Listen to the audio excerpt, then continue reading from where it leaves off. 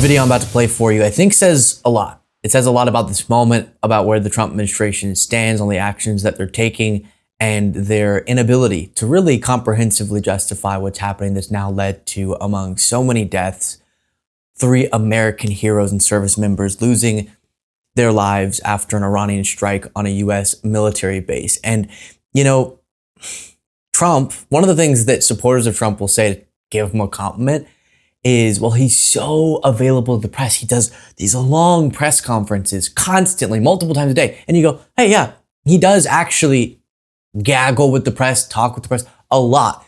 I don't give him credit for that because the percentage of time during those press conferences he's being brazenly dishonest is so high.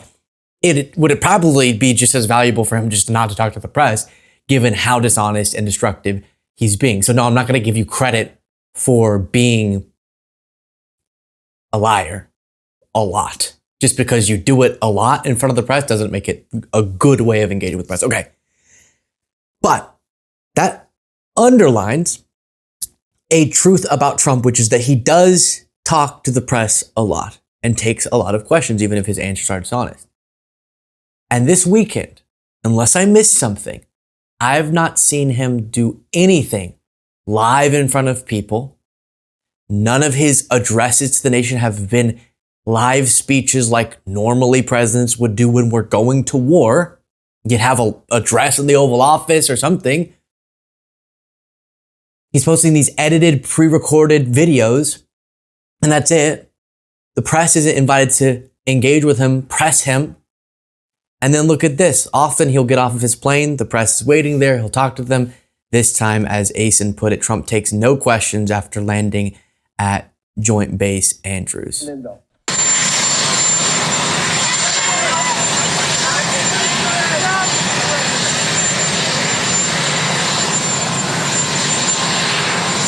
So no comments from the president as he arrives at Joint Base Andrews, heading back to...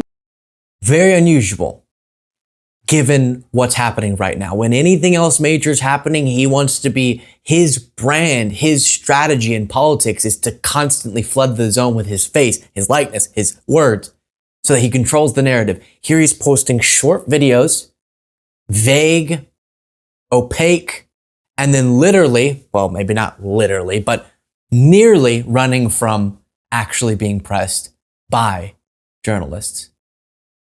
So then why? It's because he knows how difficult it would be, especially upon criticism and pushback in person, to justify what's happening, immediately walking away and just waving. And think about this, JD Vance, who normally is very active on social media. You can see February 22nd, February 24th, February 25th, February 25th, February 26th. And then mysteriously, no posts on X. None over the last days. Over this weekend now that we're at war with Iran. Except for reposting just 2 hours ago Trump's address. Pre-recorded, scripted, not live, not in front of journalists. Just the quickest pause to request that you click the subscribe button, the simplest, easiest, freest way, completely free, to support the work that we do. Right below the video, click that subscribe button. Back to the video. Because JD Vance is on the record railing against this type of foreign policy that again has now cost American service members' lives. We have all of the, it's just difficult to, the reason you'll see me stall sometimes is given how war can cause chaos and information chaos. I'm hesitant about what I report on before, a certain level of confirmation, but we have innocent people in numerous countries being killed, including what we talked about, the elementary school kids in Iran. And it was an Iranian strike that killed the US service members. Let me make that clear. And Khomeini being killed, don't feel bad about that at all. Terrible, terrible, terrible human being who was responsible for tons of deaths. And Trump made this decision without an imminent threat that is now causing this series of events. And that has to be acknowledged. All of that can be true. And so then you have the JD Vance and the Tulsi Gabbards going underground, hiding. I don't see them taking questions. I had to go find a clip from the last time we struck Iran to get JD Vance speaking on this, and it was him saying, well, this is different than other times we've gotten entangled in regime change wars because Trump is not dumb. That was literally the word he used, because the past presidents were dumb. Ron Filipkowski said, I cannot get over this. I cannot get over this statement. It's like completely ruined the day, which is nothing compared to what's going on. I understand, but I'm just telling you, this will not get out of my head, as I think all of you can relate to. Wounded, and send our immense love and eternal gratitude to the families of the fallen. And sadly, there will likely be more. Before it ends, that's the way it is. Likely be more. That's the way it is. I'm never letting that go. He says suckers and losers, reportedly, right?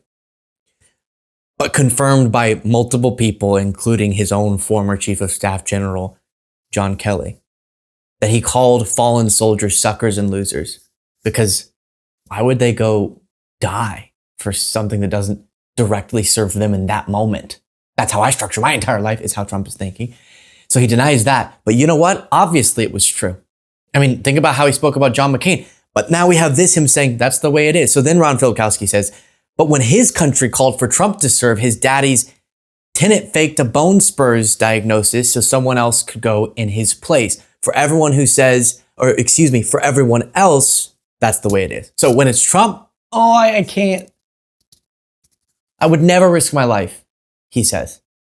When it's anyone else, other than people he'd actually care about, that's the way that it is. And I know that sounds like harsh language, but I find his language harsh and disgusting. It's getting so crazy that a former loyalist of Trump, Marjorie Taylor Greene, is responding to someone talking about how Trump could use war or a different manufactured crisis to interfere in the midterms. Someone named Shannon Joy said, Trump doesn't seem to care about the midterms. Who wants to bet he'll declare a national emergency because of Iran or some other manufactured crisis and try to cancel the elections in November? And Marjorie Greene, who for the longest time was the biggest Trump supporter there was, says, yeah, I could see it. Insane. She also called the Trump administration officials effing sick, I think it was, or something to that effect. It's so bad.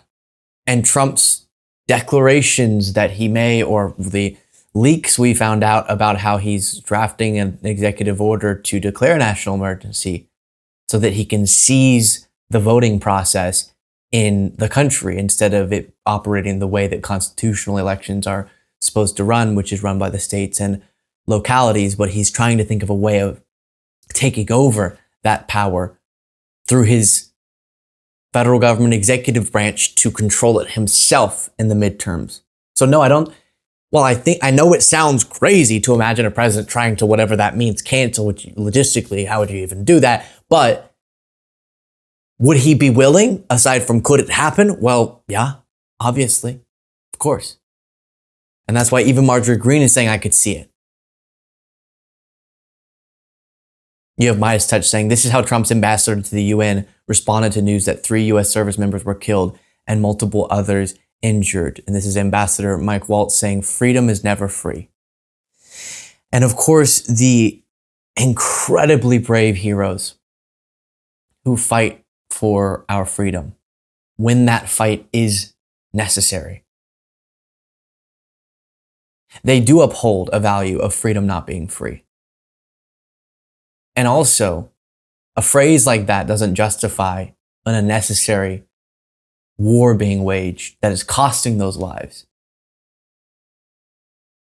I would try to say because of, but I don't even know what the because is, because they've been so bad at explaining it. And then, I think the political element of this is less important as the actual human toll, but we should reference, and this has been brought up a lot online in response to this horrifying news, which is just think about what Republicans would be saying if the roles were reversed. Just think about it. After the horrific news during the withdrawal from Afghanistan when soldiers were killed because of the quagmire and terrible series of events that happened during that withdrawal. Republicans said it was Biden's fault. That was Biden. It was on Biden's hands. The blood was on his hands. And Benghazi, think about how much time was given to that by Republicans. But here, I don't think they're going to have that same approach. Even when you can actually do a very clear point to point of unnecessary decision made, outcome happens. And it was an Iranian strike, to be clear. And that's disgusting. And as an American, I can also look to the president of my country and ask, why are you doing this to us? Why are you risking our families' lives, our friends' lives for this, when every time you try to give an explanation, the facts seem to contradict it? And Republicans, why did you care more when it was a Democrat and you blamed them than you seem to now?